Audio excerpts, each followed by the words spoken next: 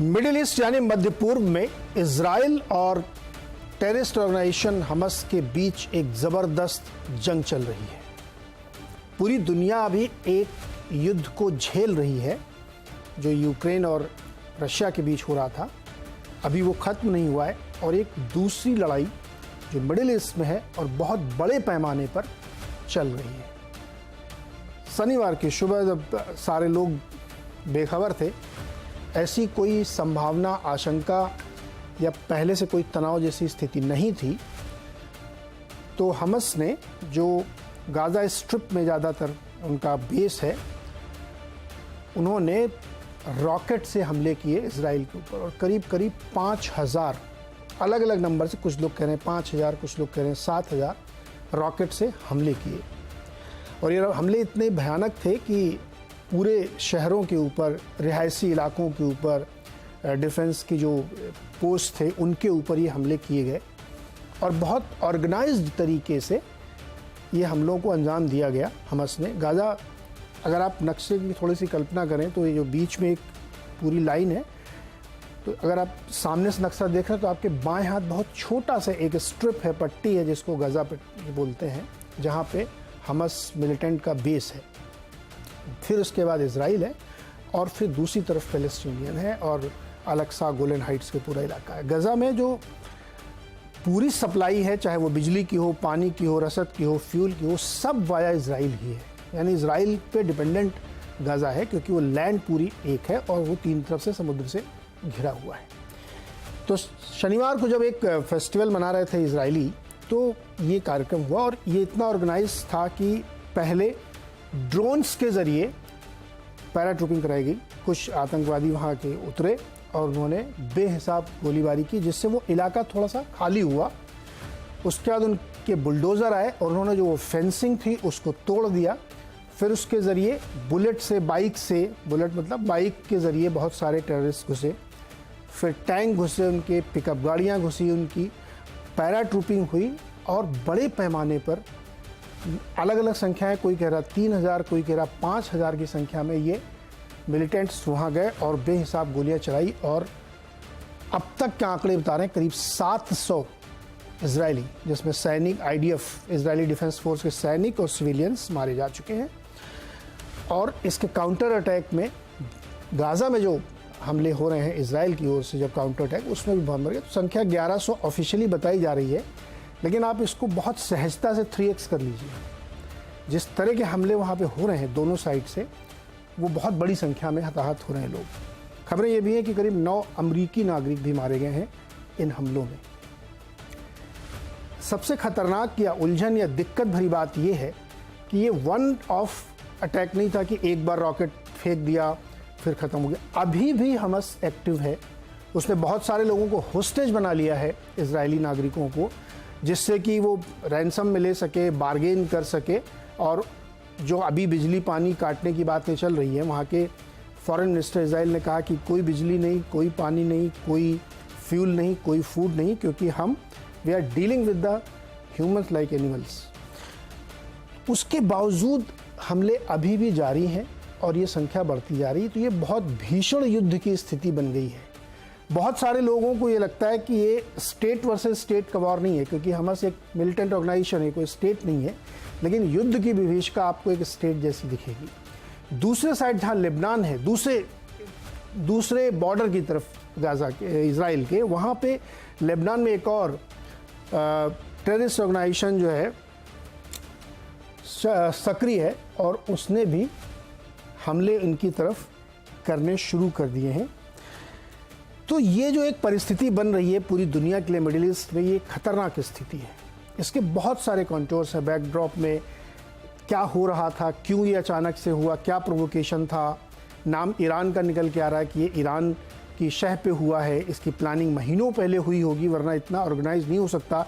आपने सुना ही होगा कि मोसाद दुनिया की सबसे इफ़िशिएंट एजेंसी मानी जाती है, लेकिन उसको भी पता नहीं चला, CIA को पता नहीं चला। आपने म्यूनिक नाम की मूवी देखी होगी, जहाँ पे सारे टेररिस्ट को चुन चुन के मारा था, वो एजेंसी फेल हो गई। इतना बड़ा ऑर्गेनाइज अटैक उसके देश में हुआ और उनको पता ही नहीं चल पाया।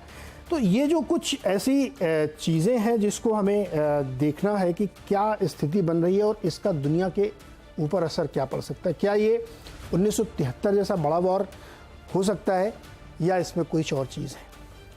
क्या इसको रोकने के प्रयास हो रहे हैं? दुनिया की जो बड़ी शक्तियां हैं, अमेरिका है, ब्रिटेन है, फ्रांस है, या गल्फ के जो बड़े लोग हैं, सऊदी अरब, क्या प्रयास कर रहे हैं? क्या इसको रोकने की कोई कोशिश हो रही है या ये अभी ऑनगोइंग है? इस बारे में हमारे सहयोगी डिजिटल प्लेटफॉर्म फर्स्ट पोस्ट की मैनेजिंग एडिटर पलकी शर्मा, जो इस वक्त इजराइल की राजधानी तेल अवीव में है, उनसे पूछते हैं उन्होंने क्या किया, जिनसे हमने बातचीत की। बल्कि क्या वाकई में कोई प्रयास ऐसा हो रहा है कि इसको रोकने की कोशिश हो रही है या अभी कुछ भी ऐसा प्रयास नहीं है, अभी तो वॉर जारी है? जी, इस वक्त जिस तरह का माहौल है और जिस स्केल का जो अटैक हुआ है, 700 इजरायली लोगों की जान जा चुकी है, कई और लोग घायल हैं, तो ये डेथ टोल और बढ़ सकता है। तो मुझे नहीं लगता कि इस वक्त इजरायली सरकार किसी भी तरह की डील करने के मूड में है। डील का वक्त निकल चुका है। अभी वो कहते हैं कि they are in a state of war, they are fighting a war, और वो इजरायली टारगेट्स को स्ट्राइक करेंगे, सिर्फ गाजन टारगेट्स को स्ट्राइक करेंगे। और सिर्फ गाजा में नहीं, ये लड़ाई लेबनान के बॉर्डर पे भी बढ़ सकती है, क्योंकि लेबनान में जो ग्रुप है हिजबुल्लाह, जिसको ईरान का समर्थन है, उस ग्रुप की तरफ से भी हमास को काफी साथ मिल रहा है और कुछ अटैक्स की वहां से भी खबरें आई हैं। तो this war can spill beyond Gaza, ऐसा इस वक्त माना जा रहा है कि ये बढ़ सकता है। डील के बारे में इस वक्त कोई चर्चा ऐसी नहीं आई है। हालांकि इजिप्ट जैसे जो देश हैं जो ट्रेडिशनली डील कराते आए हैं हमास और इजराइल के बीच में, वो अपनी कोशिश कर रहे हैं। ओके, कोशिश हो रही है। जो बॉर्डरिंग स्टेट है इजराइल के, जॉर्डन, इजिप्ट, लेबनान भी थोड़े बॉर्डर पे है जहाँ पे हिजबुल्लाह बहुत एक्टिव है, इनके रोल बहुत महत्वपूर्ण हो जाते हैं। और आज इस वक्त अगर आप देखेंगे तो सोशल मीडिया पे खबरों का बहुत ज़बरदस्त फ्लो है। तो कोई भी खबर बिना ऑथेंटिक देखे समझे मानिएगा मत। ये मेरा सिर्फ एक निवेदन है आवाज़ अड्डा की ओर से, क्योंकि बहुत सारी खबरें चल रही हैं। अभी थोड़ी देर पहले मैंने खबर पढ़ी कि सऊदी अरब ने सारे पीस टॉक्स को रोक दिया है, जो इजराइल के साथ नॉर्मलाइजेशन का एक जो प्रोसेस चल रहा था। पता नहीं कितना सच है, इसलिए मैंने कहा कि ये सब चीज़ें जब तक ऑफिशियल चैनल्स ना है पढ़ना नहीं चाहिए, क्योंकि न्यूज़ मॉन्गरिंग भी बहुत हो रही है। और इस बार हमास जैसे मिलिटेंट ग्रुप ने भी बहुत अच्छे से मीडिया प्लानिंग की है। हमलों के वीडियो एकदम साइमल्टेनियसली पोस्ट किए गए हैं, जिससे कि इस मामले को और बड़े पैमाने पर एस्केलेट किया जा सके। तो समझने की कोशिश करते हैं इस पूरे मसले को। हमारे साथ हैं जियोपॉलिटिकल एक्सपर्ट नरेंद्र तनेजा जी, पूर्व diplomat Gurjeet Singh ji, defence expert retired colonel Dinesh Nain ji, और वरिष्ठ पत्रकार और बीबीसी हिंदी संपादक रह चुके शिवकांत शर्मा जी। आप सबका सर बहुत बहुत स्वागत है। बड़ी गंभीर समस्या है, एक युद्ध की विभीषिका अभी हम झेल ही रहे हैं और दूसरा युद्ध शुरू हो गया है। मान सकते हैं कि एक स्टेट वर्सेस स्टेट नहीं, एक मिलिटेंट ग्रुप के खिलाफ कार्रवाई हो रही है, लेकिन जिस तरह की कार्रवाई हो रही है, जिस तरह से इजराइल के डिफेंस मिनिस्टर कह रहे हैं no food, no water, no electricity, no fuel, we are dealing with the animals, ये खतरनाक संदेश है। और कह रहे हैं कि हम गाजा का नक्शा बदल देंगे या मिडिल ईस्ट का उस इलाके का नक्शा बदल देंगे। और किसी भी बड़े देश की तरफ से अभी कोई स्टेटमेंट ऐसा नहीं है, हमने पलकी से भी बात करके देखी, जो इसको रोकने की कोशिश हो रही है। गुरजीत जी, आप हाल फिलहाल में अगर गए हो या आपका तजुर्बा हो वहाँ का, तो हमें बताइए कि क्या चल रहा है इस समय। Thank you. मेरे को इस इलाके का तजुर्बा यह है कि मैं पिछले हफ्ते वहीं से आया हूं। मैं इजराइल में था, पैलेस्टाइन में था, जॉर्डन में था, और वहां पर किसी को यह अपेक्षा नहीं थी कि जंग होगी। वहां पर टेल अवीव में जो जंग थी वो आपसी जंग थी। नेतन्याहू की सरकार और विपक्ष सुप्रीम कोर्ट के जुडिशियल रिफॉर्म के ऊपर लड़ झगड़ रहे थे। सड़कें बंद थी, प्रोटेस्ट हो रहे थे, सारी पुलिस उसी में लगी हुई। किसी का भी ध्यान ऐसी जंग के ऊपर नहीं था। जब मैं जेरूसलम और बेथलीहेम गया, बेथलीहेम पैलेस्टाइन के अंदर है, वहां पर जो एक आक्रोश था वो टेल अवीव में मेरे ख्याल लोगों को समझ नहीं आ रहा। अल अक्सा मॉस्क के मद को जो प्रॉब्लम है वो जेरूसलम और बेथलेहम में लोगों ने सफा जाहिर की। आज जो ये आप कह रहे हैं कि हम इनको जानवर की तरह ट्रीट करेंगे, वो लोग तो मुझे यही कह रहे थे कि हमें तो जानवरों की तरह ट्रीट किया जा रहा है। तो इस समय मैं समझता हूं 4 चीजें हुई हैं। Israeli government deeply divided, took it's I of the ball. Second, उन्होंने कभी पैलेस्टाइन नेशनल अथॉरिटी के साथ साझेदारी नहीं की, इसलिए हमास उसके ऊपर हावी होती रहती है। तीसरा, उनका इंटेलिजेंस फेलियर कि वो हमास के ऊपर ध्यान ही नहीं दे रहे थे, सारा ध्यान वेस्ट बैंक और पैलेस्टाइन के ऊपर लगाया हुआ था। और 4, उन्होंने समझा कि हम सऊदी अरेबिया तक दोस्ती कर लेंगे और हमारे अंदर कोई रिएक्शन नहीं होगा। 4 मिसकैलकुलेशन यहां सफा नजर आ रही है। जी, ये बताइए गुरजीत जी कि ये इतना बड़ा जो हमला किया हमास ने, तो ये तो मानना मतलब मेरे ख्याल में नासमझी होगी कि ये अकेले उसने प्लान कर लिया होगा। 5000 रॉकेट दगा देना, हज़ारों की तादाद में मिलिटेंट घुसा देना, वॉल तोड़ देना, बुलडोज़र चला देना, बाइकर्स ले जाना, ये बड़ी प्लानिंग का हिस्सा। तो ये आपको लगता है कि इसमें कोई बड़े दूसरे देश का हाथ है जो सपोर्ट कर रहा है इस पूरे मामले को? इसमें जाहिर है कि सपोर्ट कई तरह की है। फाइनेंशियल सपोर्ट है, जो फाइनेंशियल सपोर्ट रिकंस्ट्रक्शन के लिए आई थी पैलेस्टाइन में, उसको मिसयूज किया गया। और जो जहां से वो पैसे लेकर इन्होंने रॉकेट खरीदे हैं, लेकिन ये intelligence agency Mossad, Shin Bet को कैसे नहीं पता चला? इसलिए पता नहीं चला क्योंकि वो अपने अंदरूनी दुश्मनों को देख रहे हैं। बाहर के दुश्मनों को उनसे नजर हटा ली थी इन्होंने, नहीं तो ये सरप्राइज अटैक नहीं हो सकता। और बाकी रही बात, इस समय कोई देश आगे नहीं आ रहा है, ना लेबनान, ना ईरान, ना कतार, कि हम उनके पीछे हैं। लेकिन ये सब खुश है कि सऊदी अरेबिया के साथ जो इजराइल का समझौता था वो डिसरप्ट हो जाएगा। ये उनकी एक बहुत बड़ी नीति है। जी, तनेजा जी, क्या हो रहा है ये? चर्चाएं थी कि नॉर्मलाइजेशन प्रोसेस चल रहा है, उसको डिरेल करने की कोशिश, हमास मामले को फिर से गर्म रखता है, एक ये तरीका है। कॉन्स्पिरेसी थ्योरीज है सब, मैं इसलिए आपसे कर रहा हूँ। कतर, जिसको लोग बिल्कुल मानते नहीं, वो सबसे बड़ा खतरनाक देश इस समय बन के उभर रहा है, जो हमास का लीडर वहीं रहता है, तो वो उसका क्या रोल है? ये क्या हो रहा था वहां पे? देखिए नीरज जी, जो जैसे आपने भी बताया कि गाजा स्ट्रिप जो है आपके दर्शकों के लिए कुल मिला के अगर उसकी लंबाई, इसको पट्टी बोला जाता है, वो पट्टी लगभग 40 किलोमीटर अगर आप एक तरफ से दूसरी तरफ जाते हैं, और उसकी चौड़ाई लगभग कई जगह 8 किलोमीटर और 12 किलोमीटर तक है। तो मतलब 40 किलोमीटर ऐसे जाती है और 8 से लेकर 12 किलोमीटर उसकी विड्थ है, चौड़ाई है। और उसमें लगभग 23 से 25 लाख लोग रहते हैं।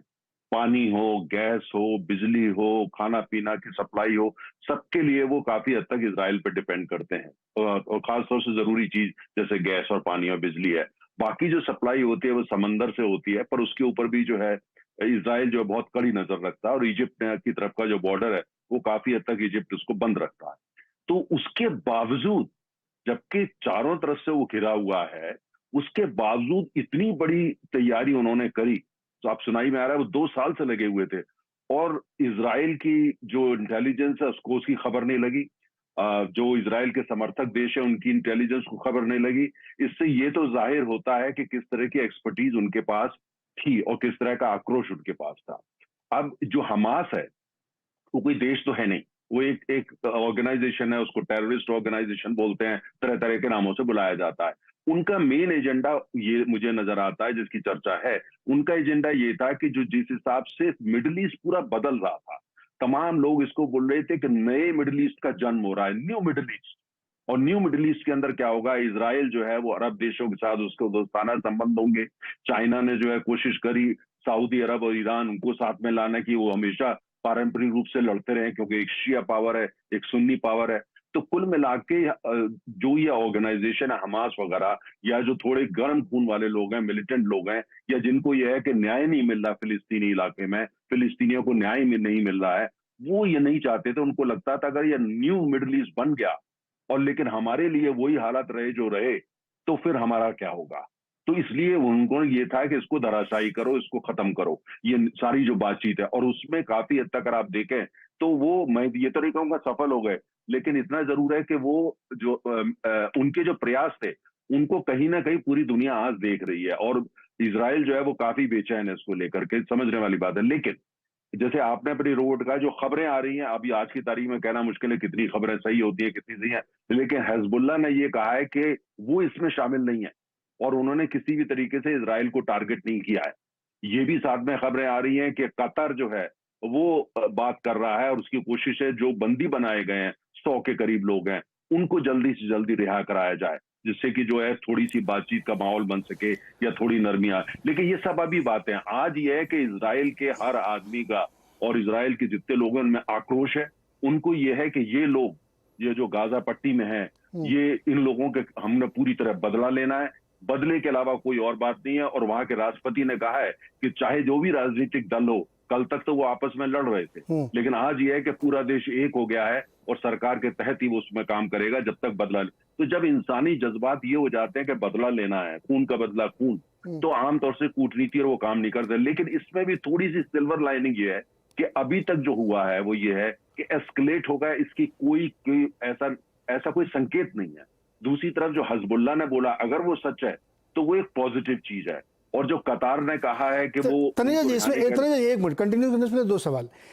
हिजबुल्लाह की तरफ से खबरें ये भी आ रही है कि उसने लेबनान साइड से हमला किया है इजराइल के ऊपर। एक ये भी साथ के साथ खबर चल रही, सही क्या ना हमें पता ना आपको, क्योंकि मैं आपको सर एक मिनट सवाल तो कंप्लीट कर लूं, इसलिए हमें नहीं पता कि क्या है, इसलिए मैं बार बार ये बात अपने शो में कह रहा हूं कि बहुत ऑथेंटिक एजेंसीज कोई चीज है तभी मानिएगा। लेकिन एक खबर ये भी, जब ये आप ये बात कह रहे हैं कि एक सिल्वर लाइनिंग है कि कोई एस्केलेशन नहीं हो रहा है, मैं ये समझना चाहता हूं कि Saudi Arabia, Qatar, America, France, Germany, Britain, कहीं से कोई ऑफिशियल स्टेटमेंट आया कि इसको हमको रोकना है तुरंत? कोई स्टेटमेंट नहीं सर। और इजराइल का ये ऑफिशियल स्टेटमेंट है कि हम गाजा को खत्म कर देंगे, तबाह कर देंगे, नक्शा बदल देंगे। देखिए, अमेरिका ने ये कहा है कि वो सैनिक सामान भेज रहा है, वो उन्होंने बोला है। हाँ। और दूसरी तरफ ये जो कहा जाएगा, ये तो पब्लिकली तो भी नहीं कहा जाएगा, लेकिन अभी तक जो संकेत है, हो सकता है मैं उनको गलत पढ़ रहा हूं, लेकिन जो मैं पढ़ पा रहा हूं, और मुझे मधुपुर का काफी थोड़ा बहुत तजुर्बा ठीक ठाक है, मुझे जो नजर आता है कि आज पश्चिम के देश, चाहे वो नेटो के जितने मेंबर हैं या ओईसीडी के मेंबर हैं, वो इस हालत में नहीं है, वो सब फंसे हुए हैं यूक्रेन को लेकर के और अर्थव्यवस्था से लड़ रहे हैं। और साथ में मुझे लगता नहीं इस हालत में है कि एक जो है एक नया जो है सेंटर बन जाए जहां पे उनको साइड लेना पड़ जाए या जहां पे सैन्य बड़े उसमें जो है मूवमेंट मोबिलाइज करना पड़ जाए।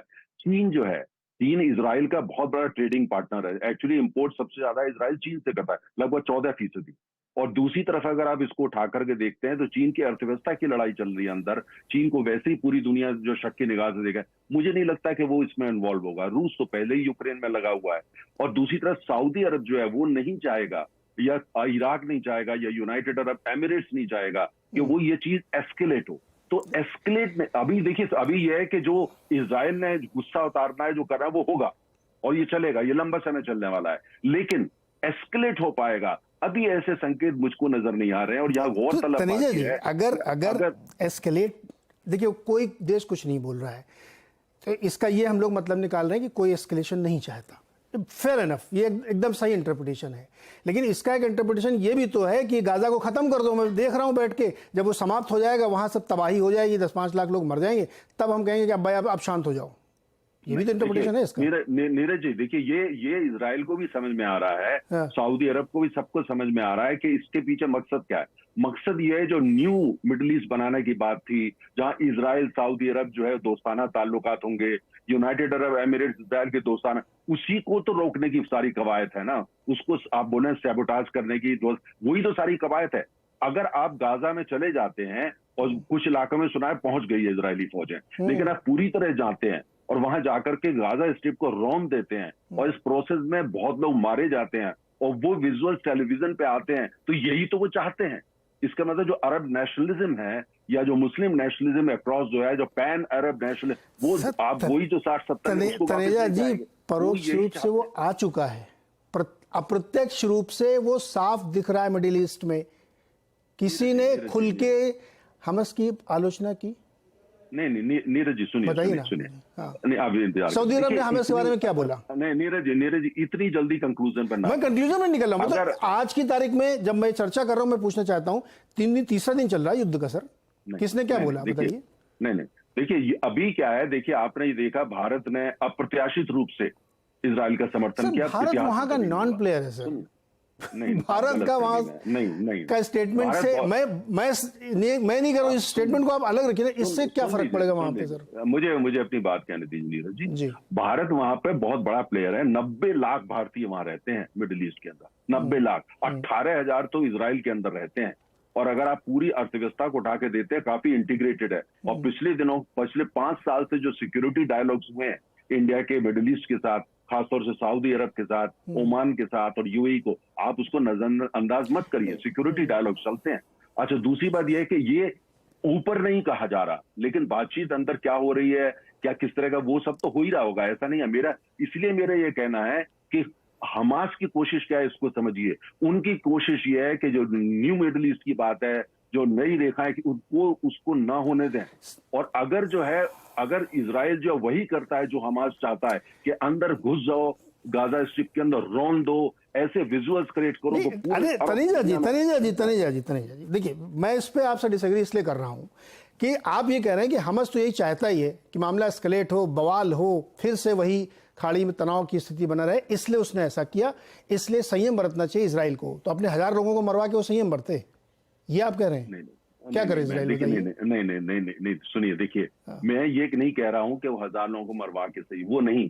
मेरा ये है कि इजराइल को ये देखना है, और इजराइल के जो समर्थक देश हैं उनको देखना है कि आपके सामने ऑप्शंस क्या है।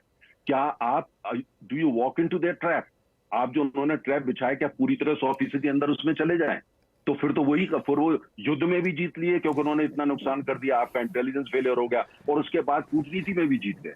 तो फिर तो यही तो वो चाहते हैं। तो मुझे ऐसा लगता है, जो अभी तक संकेत मुझे नजर आ रहे हैं कि देखिए इजराइल छोड़ेगा नहीं, ये तो बात तय है। इजराइल उनको अपने तरीके से रौंदेगा, ये बात है। खून खराबा होगा, ये तय है, और लंबे समय तक ये चलेगा, ये तय है। लेकिन एस्केलेट इतना हो जाए कि बाकी मिडिल ईस्ट उसमें गिरफ्त में आ जाए, ये अभी आज की जो संकेत, कल क्या हुआ, आज के ऐसा कोई संकेत नहीं है कि एस्केलेट होके पूरे मिडिल ईस्ट को। तनेजा जी, मैं दोबारा आता हूं, आपके पॉइंट टेकन आपका।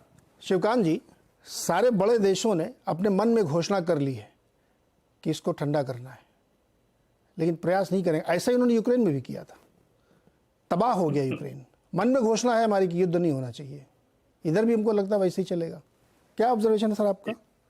नहीं, युद्ध नहीं होना चाहिए ये इसलिए नहीं कहा जा रहा क्योंकि देखिए, वैसे तो 2 जहाज अमेरिका के आ गए हैं इजराइल के पास, और वो केवल हमास को डराने के लिए नहीं आए, जो चल रहा है उसके लिए नहीं आए हैं। वो इसलिए आए हैं कि दूसरा कोई देश प्रत्यक्ष या परोक्ष रूप से इस लड़ाई में न कूद पड़े। और सबसे ज्यादा खतरा इसी बात का है कि या तो ईरान का कहीं न कहीं से कोई न कोई हाथ निकल आए, या ईरान समर्थित कोई गुट इसमें कूद पड़े, तो ये लड़ाई फैल सकती है। क्योंकि फिर इस्राइल को उनके खिलाफ कार्रवाई करनी पड़ेगी, उनके खिलाफ कार्रवाई करनी पड़ेगी तो सीधी लड़ाई शुरू हो जाएगी। तो बाकी जो देश चुप हैं, वो इसलिए चुप हैं कि वो इस स्थिति को कंट्रोल करने में लगे हुए हैं। जहां तक अंदर की बात है, ये 1973 की जो लड़ाई थी, जिसको यम किपोर वार कहते हैं, चौथी लड़ाई थी वो अरब इजराइलियों की, उसके बाद का सबसे बड़ा युद्ध है। अगर आप डेथ टोल को देखें, 700 लोग, और वो भी नागरिक उसमें ज्यादातर, इस्राइल के पहले किसी लड़ाई में इस तरह से नहीं मारे गए। इसमें सबसे ज्यादा जो है उनके लिए दंग रह जाने की या सख्ते में आने की बात यह है कि अचानक इतने लोग ग्लाइडर से, और जो भी उन्होंने प्लान किया, वहां दूसरी तरफ जाके बुलडोजर से बैरियर तोड़ के इतने सारे लोग घुस गए। 250 से ज्यादा लोग, तो एक पार्टी चल रही थी वहां, खुली म्यूजिक पार्टी, उसके अंदर या तो मार दिए गए हैं या बंधक बना लिए गए हैं। काफी गांवों में घुसे हुए हैं जो विद्रोही हैं। तो हमास के जो विद्रोही हैं वो इस वक्त कई गांव में हैं।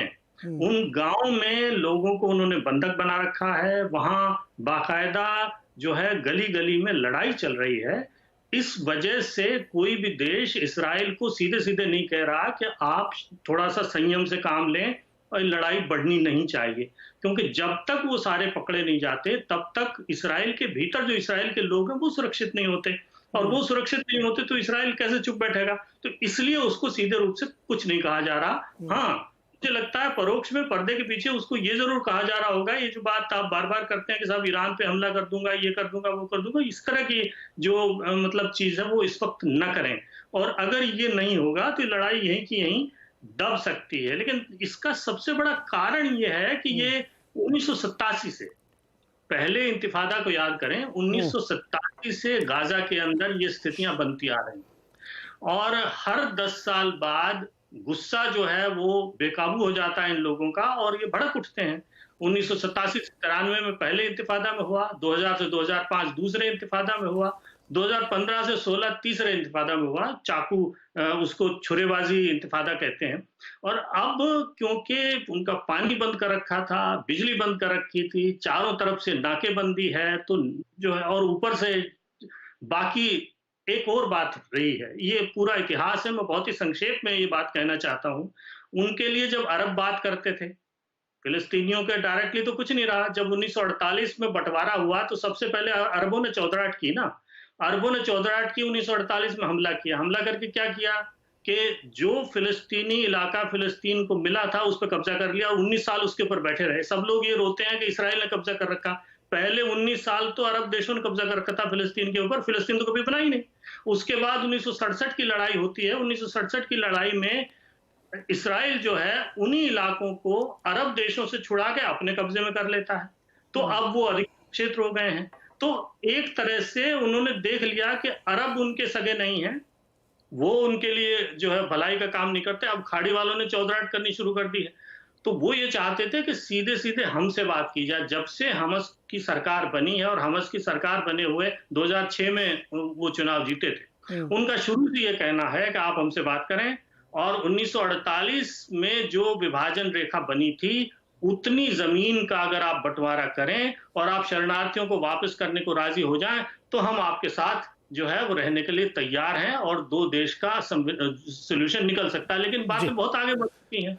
अब इसराइल पीछे जाने को तैयार नहीं है, और क्यों जाएगा पीछे, क्योंकि इतने सारे जो सेटलमेंट बन चुके हैं वो सब बन चुके हैं। तो असल में अब इसराइल के सामने एक ही विकल्प है कि हमास नाम का जो ऑर्गेनाइजेशन है, जो कि by the way Sunni organisation है, और हिजबुल्लाह जो है वो शिया है, इसलिए सीधे सीधे दोनों के बीच में कोई इस तरह की साठगांठ का मुझे जो है वो गुंजाइश दिखाई नहीं देती। हाँ, ये हो सकता है हथियार मिल रहे हों इनडायरेक्टली थर्ड पार्टी से, ये हो सकता है कि पैसे की जो है वो मदद मिल रही हो, क्योंकि मुझे लगता है जब से हाथ खींचा है सऊदी अरब ने पैसा देने में, तब से ईरान जो है वो पैसा दे रहा है और उस पैसे से ये सारी कार्रवाई चल रही है। सबसे बड़ा जो आश्चर्य है, ये इतने सारे रॉकेट बने कैसे? ये रॉकेट बाहर से नहीं आए हैं, ये रॉकेट गजा के अंदर इन लोगों ने बनाए हैं, ये इनके बनाए हुए रॉकेट है जो इन्होंने इनके ऊपर गिराए हैं, और रॉकेट से उतना नुकसान नहीं हुआ है, इन्होंने खुद जाकर के लोगों को कत्ल किया है, गोलीबारी की है, उससे लोग मरे। इसका जो समर्थन और इस तरीके की दोनों देशों के, इजरायलियों के लिए समर्थन या हमास के लिए समर्थन पूरी दुनिया में, ऑस्ट्रेलिया में भी अब देखा गया थोड़ी देर पहले कि वहाँ पे भी ये सब नौटंकी चल रही थी, प्रदर्शन कर रहे थे तो वहाँ पे हमास समर्थकों ने जाके तोड़ फोड़ की, मार पिटाई की। कर्नल सर, ये जो वॉर शुरू हुआ जिसमें बेंजामिन नेतन्याहू जी कह रहे हैं कि ये आखिरी युद्ध है, ये गजा पट्टी पर अब दोबारा ऐसा कुछ नहीं होगा, इसकी इंटेंसिटी मुझे आप समझाइए। और दूसरा, मैं ये बात समझने में अभी तक असमर्थ हूँ कि इतनी बड़ी मूवमेंट होती रही, CIA को नहीं पता चला, मोसाद को नहीं पता चला, किसी को कुछ पता ही नहीं चला। वो 18 लाख के पॉपुलेशन वाला गजा पट्टी में अगर शिवकांत जी कह रहे हैं कि वहाँ 2000, 5000, 10,000 रॉकेट बन रहे थे, तो ये लोग क्या कर रहे थे, कैसे नहीं पता चला? इसलिए मुझे बार बार शक होता है कि इसमें हो सकता है सऊदी अरब का भी इन्वॉल्वमेंट हो। देखिए नीरज, मैं कुछ चीजें जो बाकी प्रवक्ता ने बोली मैं उसको रिपीट नहीं करूंगा जी, जो रीजंस उन्होंने दिए, बट कुछ रीजन ये भी थे कि 2 साल पहले जो लड़ाई हुई जिसके अंदर इनके 200 से ज्यादा लोग मारे गए थे हमास के, तो उसके बाद हमास का जो प्रोजेक्शन रहा है वो काफी डिसरप्टिव रहा। कुछ चीजें ऐसी आई बीच के अंदर जब हमास ने ये प्रोजेक्शन करने की कोशिश की इजरायली अथॉरिटीज को कि उनको तो अभी ये रास्ता छोड़ना है और दे वांट कि वो सही रास्ते पे चलें, उनको वीजा दिया जाए काम के लिए, फलाना ढिमकाना। और साथ ही साथ वेस्ट बैंक के अंदर से कई ऐसे छोटे छोटे ग्रुप्स थे, ये जो विद्रोही ग्रुप्स थे, जिन्होंने हमास के खिलाफ आवाज उठाई, एक ड्रामा किया कि हमास जो है वो अपना जो कार्य क्षेत्र है वो भूल करके और वो उसमें लग गया।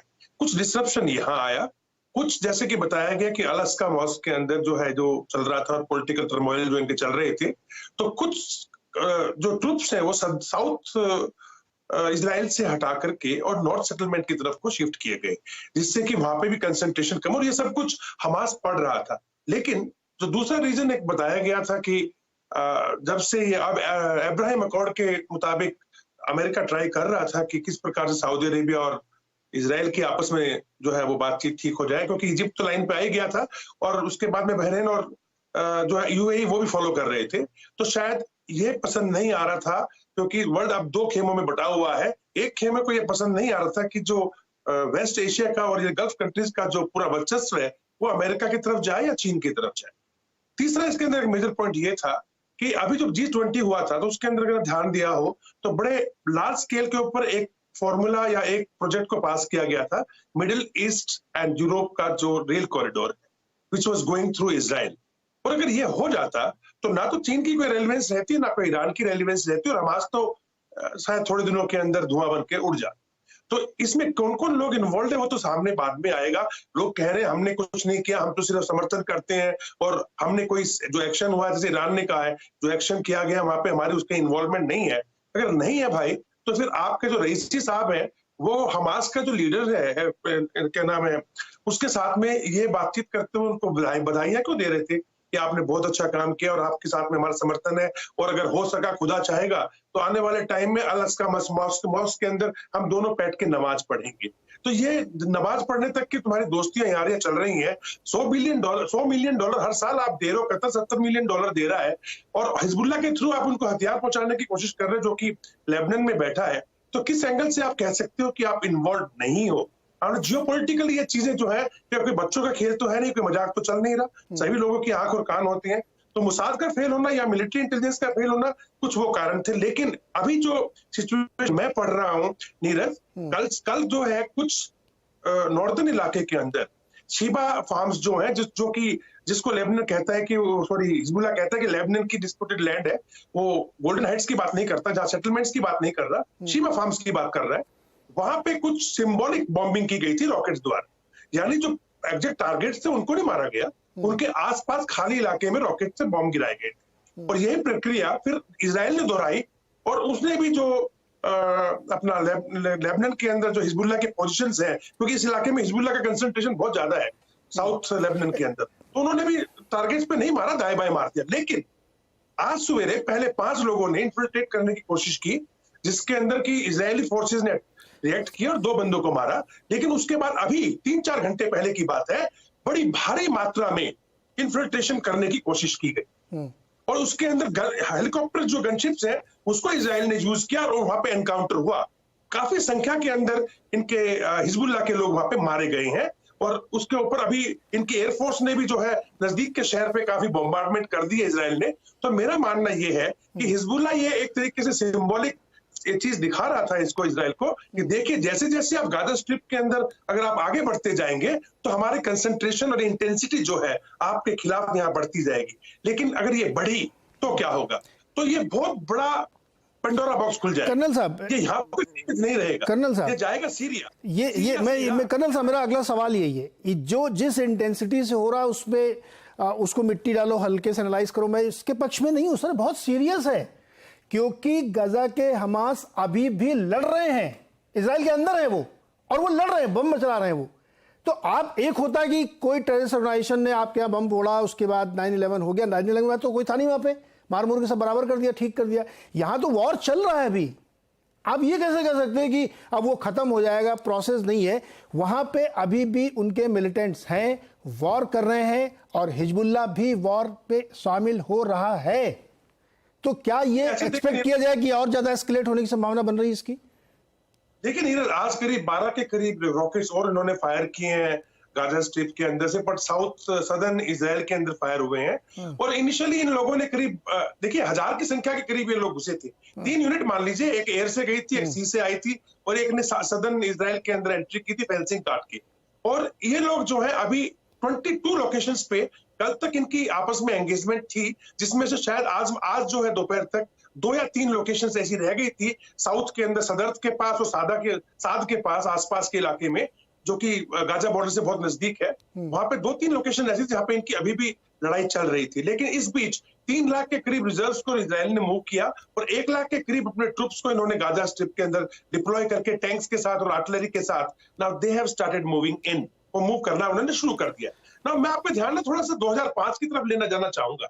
एक इनके प्रेसिडेंट हुआ करते थे, नाम अगर मैं शायद गलत ना हूं मैं तो, मूसा समकात्सव करके ऐसे नाम था, जिन्होंने बड़े लिबरलाइज्ड होकर के कहा था कि ठीक है भाई, एयर के ऊपर, सी के ऊपर थोड़ा बहुत पावर वगैरह पे हमारा कब्जा रहेगा, बाकी हम आपको लिबरलाइज करते हैं, आप भी इंसान हो, हम भी इंसान है, और आप लोग रहो ठीक से। 21 के करीब सेटलमेंट्स जो है वो हटा ली गई थी, जिसके अंदर से इनकी सेना वेना सब पीछे आ गई थी। लेकिन ये बात प्रूव करता है कि जो लोग ये जिहाद के नाम ले रहे हैं, जिस प्रकार का वहां पे ये हमास है, हमास के अंदर जो एक कट्टर संस्था है जिसका नाम है अल कसम ब्रिगेड, ये लोग जानवरों की भाषा ही जानते हैं, ये इंसान की भाषा नहीं मानते हैं। जिस प्रकार से इन्होंने अटैक किया अभी नीरज इजराइल के ऊपर, ये ना तो किसी जिहाद को जस्टिफाई करता है, ना किसी लड़ाई को जस्टिफाई करता है, ना किसी लेडी को घसीट के, बुजुर्ग को घसीट के और लेडी के कपड़े फाड़ करके उनके मृत शरीर के साथ में जो घृण काम इन्होंने किया, वो जस्टिफाई कोई नहीं करता। मेरा मानना यह है कि ये लड़ाई इन एक्शंस के खिलाफ है, ना कि किसी और मुद्दे के खिलाफ। और ऐसे लोगों को जीने का कोई हक नहीं है। अगर इजराइल कहता है कि इनको वाइप आउट करना है, तो बेटर है अगर हमारे साथ भी ऐसा कोई करेगा, हम भी वाइप आउट कर देंगे। जी गुरजीत जी, एक सवाल और सर आपसे, इससे पहले कि मैं ब्रेक लूं, ये जो एक प्रोसेस चल रहा था नॉर्मलाइजेशन का, जिसका जिक्र अभी तनेजा जी ने भी किया, बाकी लोग भी कर रहे हैं, कि एक नए तरीके से वहाँ मैत्री बने और सब लोग पार्ट बने उसका और ठीक से उसमें रहें।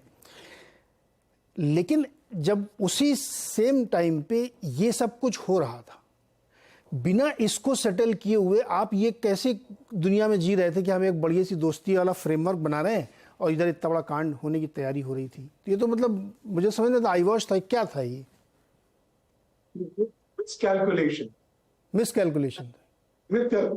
उन्होंने हमास पे ध्यान ही नहीं दिया। और जैसे कर्नल साहब जो बोल रहे हैं, Hamas is not a military, is not a state army. It is not bound by rules of war. It is a terrorist organization. To expect following Geneva Convention from them is living in a fool's paradise.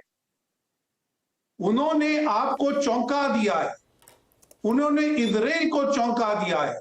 अगर आप कह रहे हैं कि कोई देश अभी कुछ बोल नहीं पा रहा है क्योंकि सब चौंकाए हुए हैं कि इजराइल इतना मजबूत देश था, उसके साथ ये कैसे हो गया।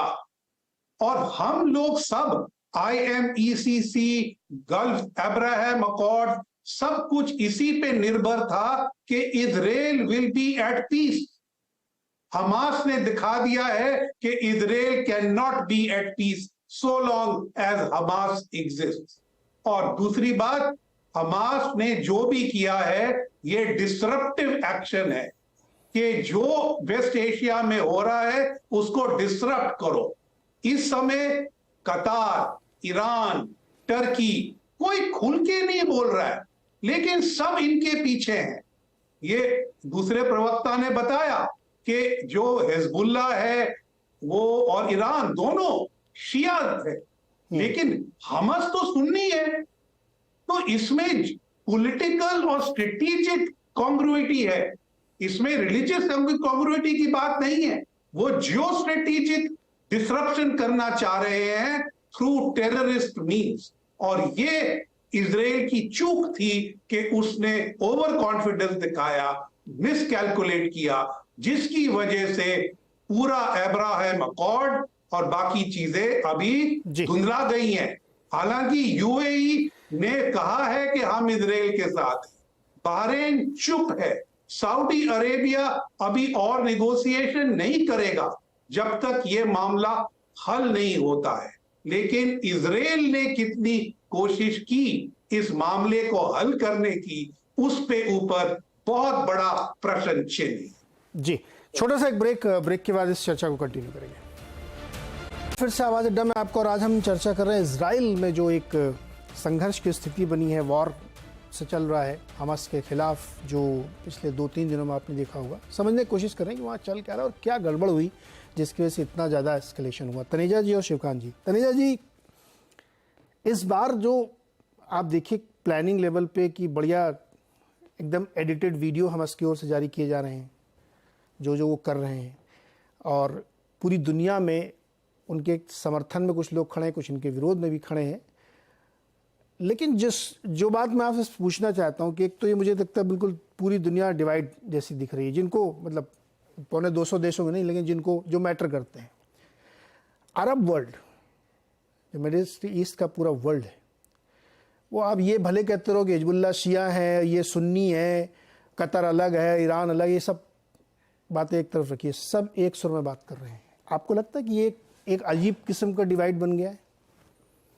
नहीं, पहले तो मैं थोड़ा सहमत हूं कि सब लोग एक स्वर में बात कर रहे हैं, ऐसा नहीं है। मिडिल ईस्ट जो है वो काफी डिवाइडेड है, खाली शिया सुन्नी में ही नहीं है, सुन्नी आपस में लड़ते हैं, ऐसा तो नहीं है ना, वो भी आपस में काफी हैगा। अगर ये जो बातें आ रही है कि ईरान ने जो समर्थन किया हमास का किया, और कि उसके पीछे चाहे वो सुन्नी है, बात सुन्नी या सुन्नी उसकी नहीं है, बात यह है कि उनका किस तरीके से इजराइल को वो नुकसान पहुंचा सकते हैं। और हमास जो है, शिवकांत जी ने भी उसको थोड़ा सा टच किया।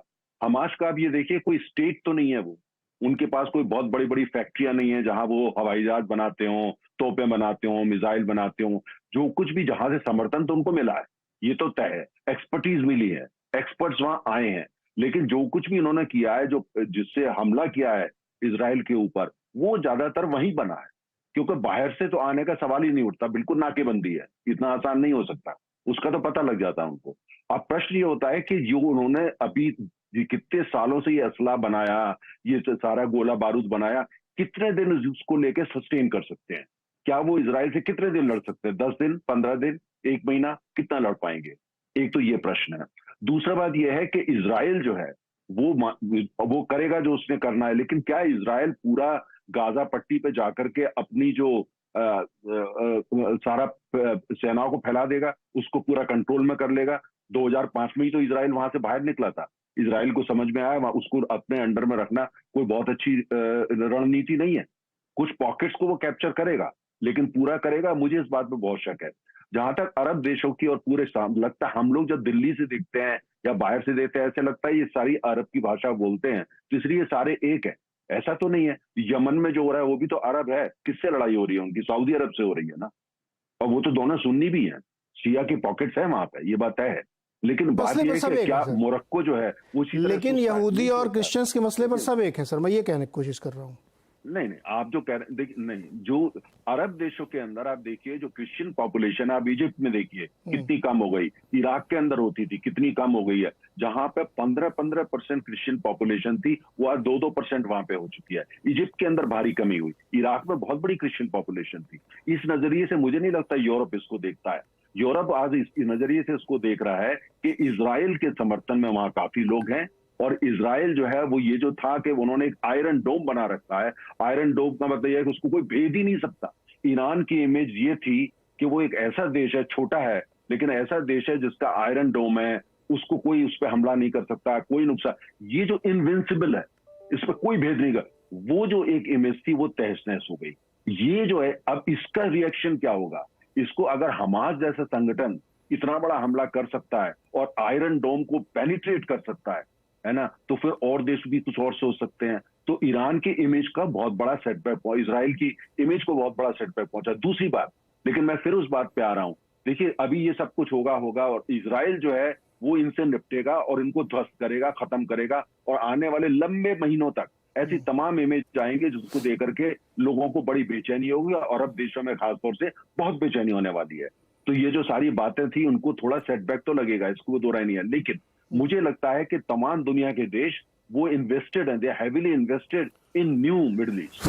सऊदी अरब इन्वेस्टेड है, सारे कंट्री इन्वेस्टेड है। ईरान भी कहीं ना कहीं इंतजार करता है इस बात का कि उसको भी एंगेज किया जाए, ये चाहता है। चाइना इस स्थिति में नहीं है। कुछ चाइना का जिक्र किया, चाइना के पास इतनी स्ट्रांग नेवी नहीं है, इतनी वहां की प्रेजेंस नहीं है, उनको इस्लाम की समझ नहीं है। तो चाइना अभी 10 साल तक मिडिल ईस्ट में कोई बहुत बड़ा प्लेयर बन पाएगा, एक्टर बन पाएगा, वो नहीं हो सकता। मिडिल ईस्ट में बड़े प्लेयर जो बनते हैं, जो अभी दखलंदाजी करते हैं, वो अमेरिका है, यूरोप है और रूस है।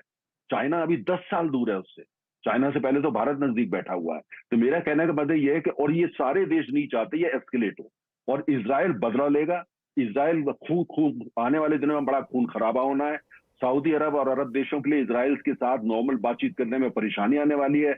लेकिन ये मेरा अभी तक के कल क्या होगा कहना, मेरी अभी तक रीडिंग ये है, ये एस्केलेट नहीं होगा। इसलिए भारत जैसे देशों को परेशानी जरूर होगी, और जिसे बोलना चाहिए सेटबैक भी लगेगा, लेकिन पैनिक बटन अभी दबा दिया जाए कि एस्केलेट होने वाला है, मिडिल ईस्ट पूरा वॉर के गिरफ्त में आने वाला है, पूरा मिडिल ईस्ट से दुनिया की अर्थव्यवस्था इधर। अभी मुझे लगता है ये कहना, कम से कम मैं ये कहने को तैयार नहीं। शिवकांत जी, माना जाता है कि इजराइल एक तरीके से प्रॉक्सी रिप्रेजेंटेटिव है वेस्ट का, और उसका आयरन डोम का भ्रम टूट गया है। तो तनीजा जी कह रहे हैं कि वो बहुत कुछ समय तक खून खराबा करेगा और ये स्टैब्लिश करने की कोशिश करेगा कि नहीं, आयरन डोम है, आपने जिससे पंगा लिया उसका खामियाजा आप देखिए।